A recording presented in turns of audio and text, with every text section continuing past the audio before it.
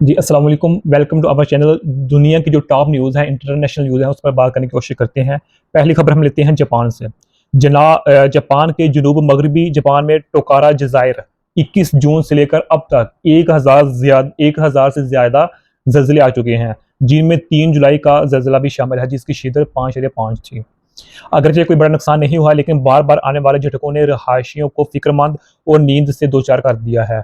हुकाम ने मुमकिन शदीद ज़लज़लों की वार्निंग दी है। जापान की मौसमियाती एजेंसी ने मुतअद्दिद ऑफ शोर फॉल्ट्स का तअम्मुल करते हुए पता लगाया है, लेकिन ये अंदाज़ा नहीं लगाया जा सकता कि ज़लज़ला की सरगर्मी कब से कम और ज़्यादा हो रही है। रहायशियों को मशवरा दिया जाता है कि वो मुमकिन इंखला के लिए तैयार रहें। अच्छा जी, नेक्स्ट है खबर इंडोनेशिया से। इंडोनेशिया का जो शहर है बाली, उसके करीब एक बंदरगाह से दूसरी बंदरगाह की तरफ जाते हुए जो जहाज़ है वो डूब गया था। इसमें टोटल 65 अफराद मौजूद थे, जिसमें 53 मुसाफिर थे और 12 अरकान अमले के थे। तो ये एक बंदरगाह जिसका नाम था कीता पांग बंदरगाह से गिलिमा नोक बंदरगाह की तरफ जाते हुए डूब गया, जिसमें 29 अफराद जिंदा बच गए, जबकि 32 अफराद लापता हो गए, जिनमें से 4 अफराद की लाशें निकाल ली गई हैं। अच्छा जी, नेक्स्ट हम आते हैं यूनान की तरफ, ग्रीस। यूनानी जजीरे क्रेट में जंगल की आग ने 1500 से ज़्यादा लोगों को होटलों और घरों से निकालने पर मजबूर कर दिया है। 230 फायर फाइटर्स और 10 पानी गिराने वाले तैयारे आग पर काबू पाने में मसरूफ़ हैं। क्रेट के एरापीट्रा के इलाके में जंगलात और खेतों के दरमियान आग तेज़ हवाओं से भड़क उठी। रातों रात किश्ती के जरिए 2 लोगों को निकाला गया। हुकाम ने मुमकिन मज़ीद इंखला के लिए 6 निजी किश्तियाँ तैनात कर दी गई हैं। अच्छा जी, नेक्स्ट है सिडनी ऑस्ट्रेलिया से। गज़ा के मूसीकार सिडनी ओपेरा हाउस में परफॉर्म करने के लिए तैयार हैं। ल्यूएंट का एक टुकड़ा ऑस्ट्रेलिया लेकर आए हैं। तकरीब जिसका उन्वान है कनेक्शन के लिए दरख्वास्त। ये एक उन्वान है, इस मौजू पर सिडनी यानी कि ओपेरा में ये फंक्शन हो रहा है। अच्छा जी, नेक्स्ट हम लेते हैं अक़वाम मुत्तहिदा के माहिर फ्रांसिस्का अलबानी ने इसराइल पर गज़ा में नस्लकुशी की मुहिम चलाने का इल्ज़ाम लगाते हुए रियासतों से हथियारों पर पाबंदी आयद करने और इसराइल के साथ तजारती और माली ताल्लुकात मुनक़ता करने का मुतालबा किया है। उन्होंने गज़ा की सूरत हाल को एपोलाइटिक करार दिया और इसराइल को जदीद तारीख की सबसे ज़ारमाना नस्लकुशी का ज़िम्मेदार ठहराया। ताहम इसराइल ने 7 अक्टूबर 2023 को हमास के हमले के बाद अपने दिफा के हक का हवाला देते हुए इन इल्ज़ामात को मुस्तरद कर दिया है। अच्छा जी, नेक्स्ट खबर है, ये जो साउथ अमेरिका है ना, अमेरिका का जो साउथ अमेरिका है, उसके एक छोटा सा जजीरा कह लें या मुल्क कह लें, वो है जिसका नाम है ट्रिनिडाड एंड टोबाको। ये 2 आइसलैंड है बेसिकली, ट्रिनिडाड और टोबाको। अच्छा जी, ट्रिनिडाड एंड टबाको की जानब से भारतीय वज़ीर-ए-आज़म नरेंद्र मोदी को मुल्क के आला तरीन award order of the Republic of Trinidad and tobacco, जिसे सिंपल अल्फाज में ORTT से नवाजने के फैसले पर मिले जुले रद्द अमल का इजहार किया गया है। इंडो ट्रिनिडाडियन हिंदू बरादरी ने इस इकदाम का खैर कदम किया, जबकि मुस्लिम तंजीम अंजुमन सुन्नन अल जमाअत यानी कि ASJA ने मोदी के इंसानी हकूक़ के रिकॉर्ड पर तशवीश का इजहार किया। ASJA अपने एतराज़ात के लिए वज़ीर-ए-आज़म के दफ्तर और हिंदुस्तानी हाई कमीशन को ख़त लिखने का इरादा रखती है। अच्छा, नेक्स्ट है ज़िम्बाब्वे या ज़ीम्बिया या ज़ूम्बिया, जो मर्ज़ी कह लें, यानी कि अफ्रीका का मुल्क है ये।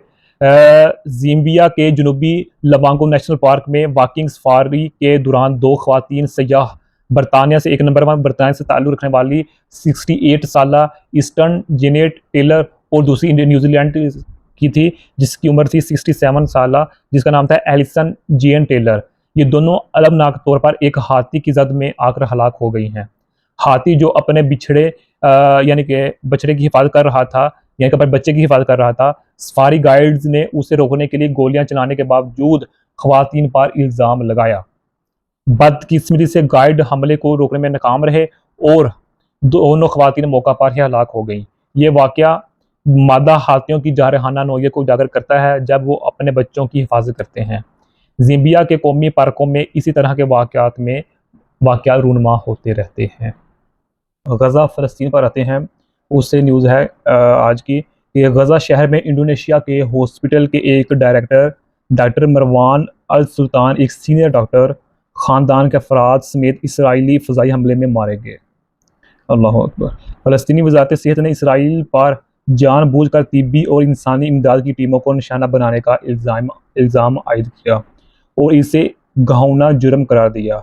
ये वाक़या एक बड़े पैमाने एक बड़े तनाज़े का हिस्सा है, जिसके नतीजे में अक्टूबर 2023 से अब तक 57 यानी कि 57,499 फ़लस्तीनियों की मौत हो चुकी है और 1,411 तिब्बी कारकुन हलाक हो चुके हैं। तिब्बी अमले की हलाकत ने बड़े पैमाने पर सदमे और गम को जन्म दिया है। नेक्स्ट न्यूज़ हम लेते हैं रूस और यूक्रेन की जो जंग चल रही है उसके हवाले से है। अमेरिका ने अमेरिकी फ़ौज में कम ज़ख़ीरे के ख़दशात के पेश नज़र यूक्रेन को फ़ज़ाई दिफ़ाई मिसाइलों और दुरुस्त जंगी साजो सामान की कुछ तरसील रोक दी है।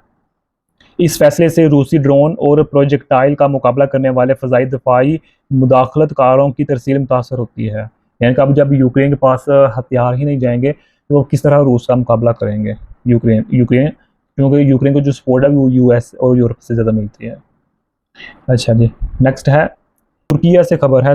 तुर्की से तुर्क पुलिस ने 825 किलोग्राम हेरोइन कब्जे में ले ली है और 30 मुश्तबा मनशियात फरोशों को 7 सूबों में बड़े पैमाने पर कार्रवाई करते हुए गिरफ्तार किया है, जिनमें अदाना, बेकारी, हाते, इस्तांबुल, वान, दियार बाकर और मरसीन शामिल हैं। ये इलाके हैं, इन इलाकों से 30 अफराद को गिरफ्तार किया है। अच्छा जी, वज़ीर दाखिला अली यारलिकाया की क़यादत में ये ऑपरेशन मुनज़्ज़म जराइम और मंशियात की स्मगलिंग से निपटने के लिए तुर्की की जारी कोशिशों की अक्कासी करता है। यूरोपीय मंडियों में हेरोइन के दाखिले के एक अहम मुकाम के तौर पर तुर्की का स्ट्रेटजिकल मुकाम से स्मगलिंग के रास्तों का एक अहम मरकज़ बनाता है। यानी कि अगर देखा जाए कि जो तुर्की और यूरोप, जो टर्की है और जो यूरोप का हिस्सा है, इसके दरमियान ये टर्की ही आता है, एक पुल ही है। यानी कि हम दूसरे लफ्ज़ों में ये कह सकते हैं कि तुर्की आधा एशिया में आता है, आधा यूरोप में आता है।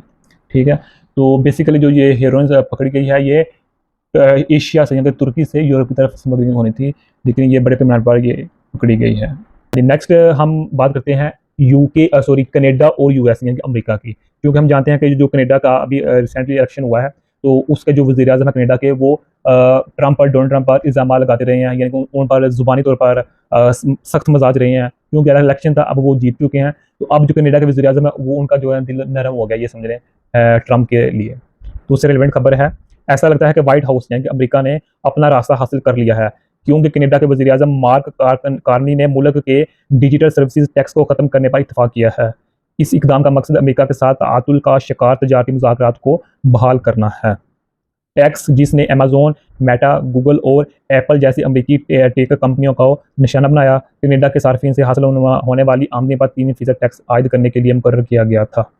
अमेरिकी सदर डोनाल्ड ट्रंप ने टैक्स को अमेरिकी कंपनियों पर सानहा हमला करार देते हुए तजारती मुज़ाकरात को रोक दिया था और कनाडा के सामान पर महसूलात की धमकी भी दी थी।